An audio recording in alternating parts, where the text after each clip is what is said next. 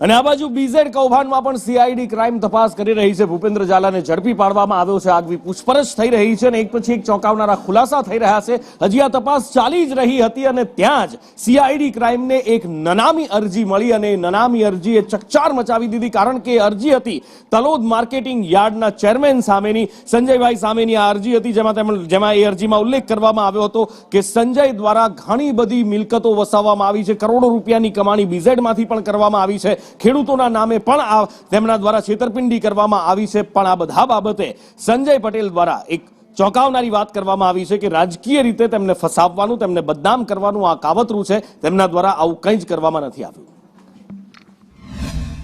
BZ સાથે મારા કનેક્શનના ને એમાંથી મેં રોકાણ કરીને 60-70 કરોડ રૂપિયાની કમાણી કરી છે, એ વાતને હું સદંતર નકારી કાઢું છું।